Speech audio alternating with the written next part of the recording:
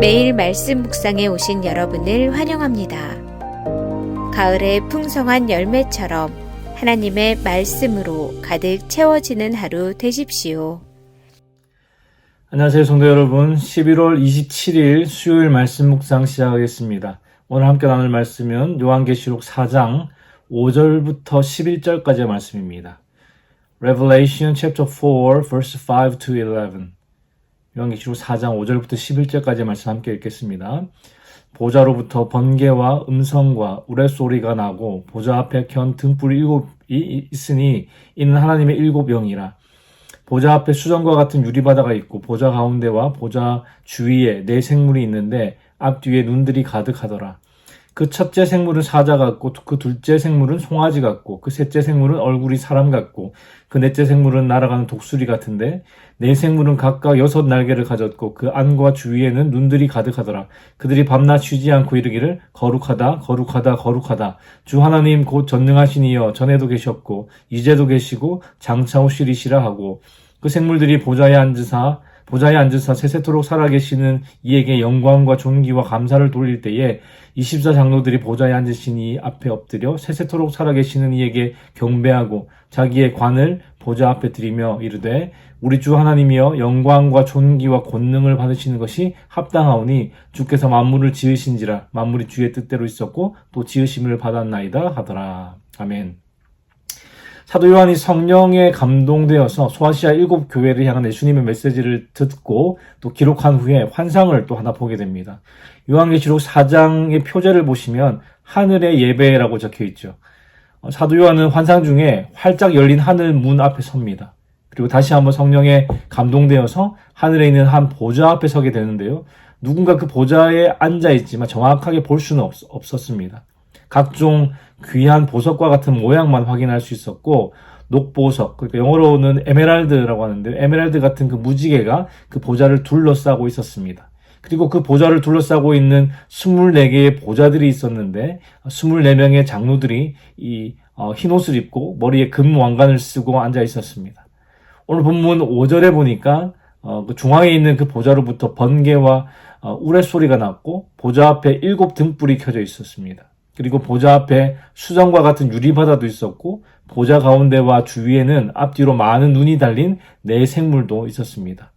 여러분 24장로 그리고 7 등불, 4 생물 이게 다 무엇을 의미하는 것일까요?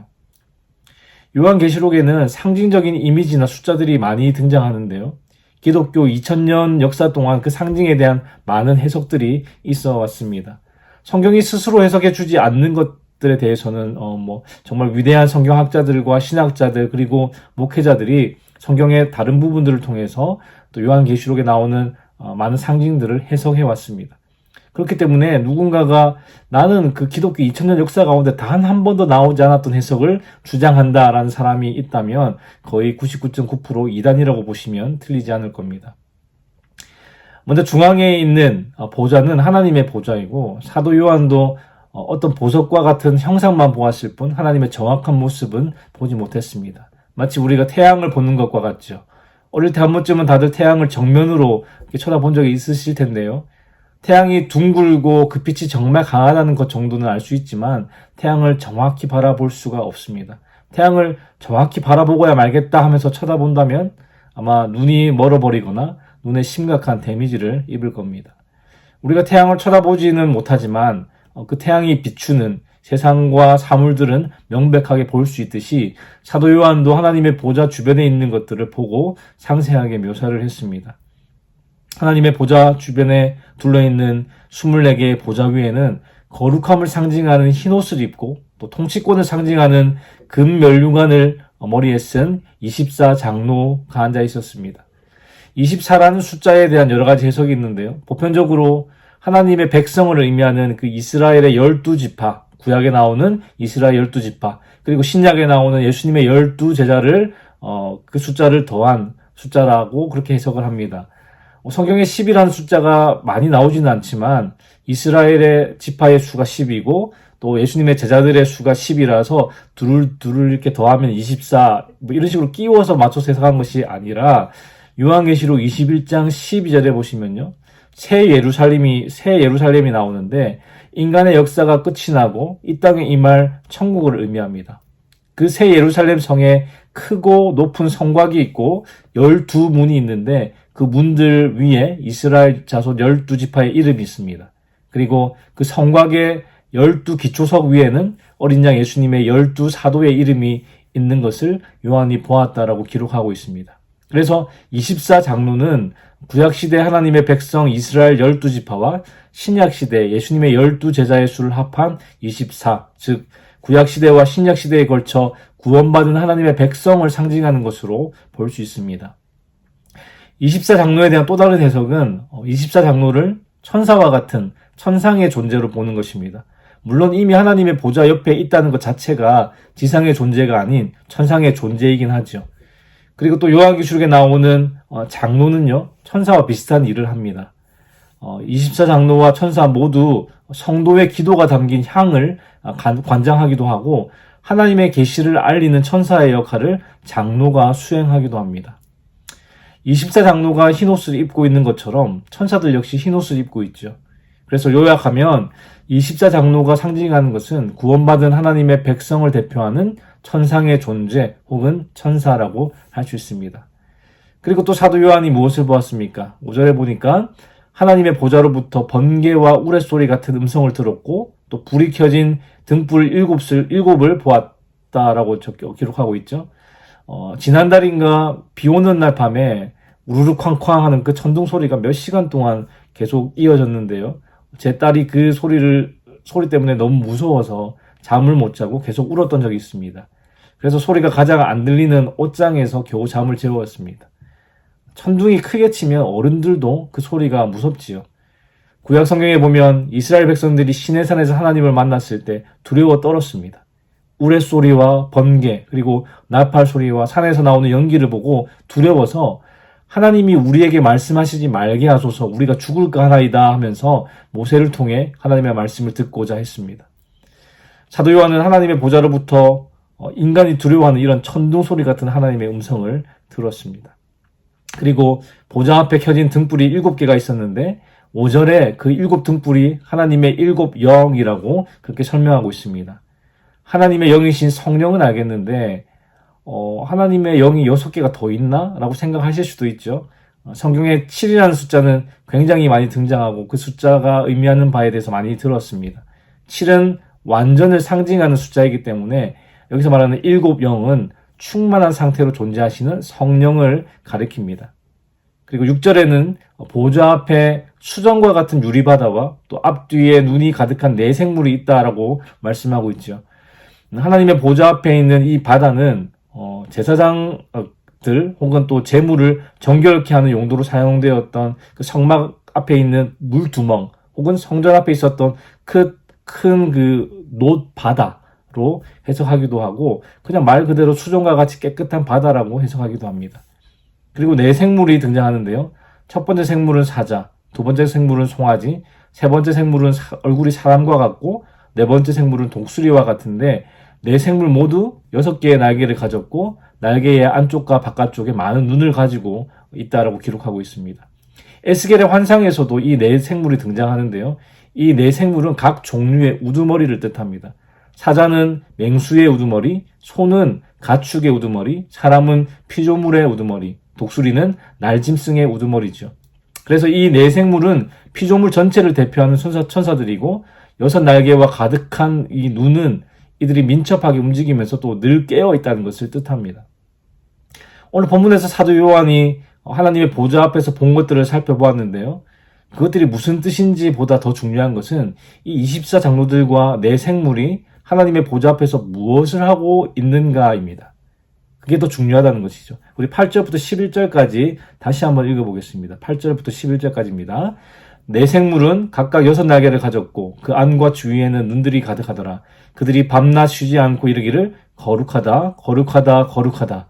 주 하나님 곧 전능하신 이여 전에도 계셨고 이제도 계시고 장차 오시리시라 하고 그 생물들이 보좌에 앉으사 세세토록 살아계시는 이에게 영광과 존귀와 감사를 돌릴 때에 24 장로들이 보좌에 앉으신 이 앞에 엎드려 세세토록 살아계시는 이에게 경배하고 자기의 관을 보좌 앞에 드리며 이르되 우리 주 하나님이여 영광과 존귀와 권능을 받으시는 것이 합당하오니 주께서 만물을 지으신지라 만물이 주의 뜻대로 있었고 또 지으심을 받았나이다 하더라.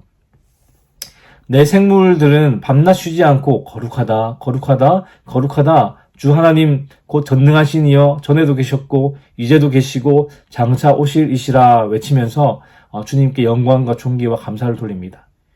24 장로들은 주님 앞에 엎드려 경배하고 자기의 그 면류관을 주님께 드리면서 우리 주 하나님이여 영광과 존귀와 권능을 받으시는 것이 합당합니다 라고 외칩니다.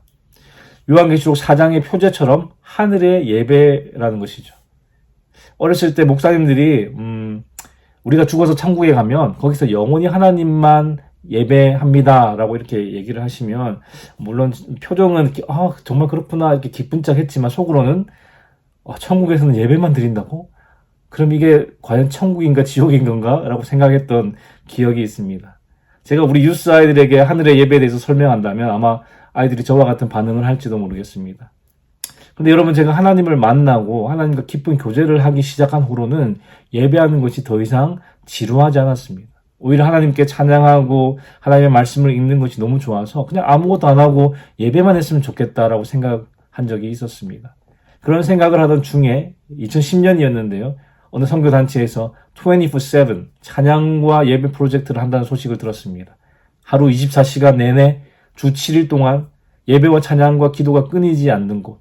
저는 그곳이 천국이라고 생각을 했습니다. 그래서 제가 그때 노르웨이로 가게 되었습니다. 그 프로젝트에 참여한 팀 멤버들이 24시간 돌아가면서 기도실을 지키면서 예배하고 성경 읽고 찬양을 했었죠. 물론 여러 가지 신학적인 문제로 지금은 제가 그 24/7 기도실 그 운동을 지지하지 않지만 단순히 끊임없이 하나님을 예배한다는 그 개념, 하늘의 예배 개념이 너무 좋았습니다. 물론 2년을 다 채우지 못하고 한국으로 귀국하게 되었지만 저는 그때 작은 기도실에서 하나님을 예배하고 말씀 읽고 기도했던 그 시간을 아직도 잊지 못합니다. 성도 여러분, 이 요한계시록은 그 당시 로마 박해에 직면한 그리스도인들에게 위로와 소망을 주었을 겁니다. 하나님의 보좌에서 지금 어떤 일이 일어나고 있는지 읽으면서 역사를 주관하시는 하나님의 주권을 알게 되었을 것이고 궁극적으로 승리할 것이라는 용기와 힘을 얻게 되었을 겁니다. 이 땅에서는 로마 황제가 로마와 또 속주 국가들로부터 가짜 찬양을 받지만 하늘에서는 주권자이신 하나님께서 진짜 찬양을 받으시죠. 여러분, 지상의 보좌와 천상의 보좌 사이에서 우리는 한 편을 선택해야 합니다. 눈에 보이는 지상의 보좌를 선택하면 이 땅에서는 안락한 삶을 누릴 수 있겠지만 새 예루살렘, 그곳에 들어가지 못하고 불못에 들어가게 된다는 것이죠. 그러나 눈에 보이지 않는 주권자이신 하나님을 선택하면 이 땅에서는 고난을 겪을 수 있지만 새 예루살렘에 들어가는 보상을 받습니다. 사랑하는 성도 여러분, 이것이 바로 종말론적 신앙입니다. 현재 눈앞에 보이는 잠깐의 유익이 아니라 하나님의 주권을 믿고 미래를 보며 살아가는 신앙, 지금 당장만을 생각하는 것이 아니라 우리 삶의 마지막을 생각하며 사는 신앙, 이것이 종말론적 신앙입니다. 많은 분들이 한국 교회가 이 종말론적 신앙을 잃어버렸다고 진단하고 있는데요. 이번 12월 한 달 이 요한계시록 말씀을 묵상하시면서 잃어버린 종말론적 신앙을 회복하는 저와 여러분의 삶이 되기를 우리 주님의 이름으로 축원합니다. 기도하겠습니다. 하나님, 오늘도 말씀으로 우리에게 교훈 주시니 감사합니다. 주님, 사도 요한을 통해 하나님의 보좌 앞에서 어떤 일이 벌어지고 있는지 보게 하시니 감사합니다. 구약과 신약의 모든 하나님의 백성들이 하나님을 예배하고 피조물 전체를 대표하는 천사들인 내 생물 또한 항상 깨어 하나님의 거룩함을 찬양하고 있음을 봅니다. 이 땅에서 가장 강력했던 로마 제국의 황제를 찬양하지 않고 핍박을 당할지언정 온 땅의 주권자이신 하나님만을 찬양했던 예배했던 성도들의 종말론적 신앙을 우리에게도 회복시켜 주시옵소서. 이 땅에서의 안락한 삶을 누리기 위해 세상과 타협하는 신앙이 아니라 하나님의 보좌 앞에서 영원히 찬양하고 예배하기를 선택하는 종말론적 신앙을 가진 우리 모두가 되게 하여 주시옵소서. 지금 오늘도 주님께서 주시는 힘과 은혜로 살아가기 원합니다. 주의 도우심으로 승리하는 하루 되게 하여 주시옵소서. 감사를 드리며 예수 그리스도의 이름으로 기도하였습니다. 아멘. 수요일 기도 제목으로 함께 기도하시겠습니다. 교육부 및 청년사역을 위해 기도하실 때 영아부, 유아부, 초등부, 중고등부 교회학교를 통해 어릴 때부터 아이들이 복음을 만나도록, 그리고 대학부, 청년부, EM사역을 통해 영적 부흥이 일어나도록 기도해 주시기 바랍니다. 그리고 구역 예배를 위해 기도하실 때에는 우리 구역장님들이 예배를 성령 충만함으로 인도하도록, 구역장님들이 그 섬김을 통해 각 개인이 먼저 은혜와 복을 받도록 기도해 주시기 바랍니다.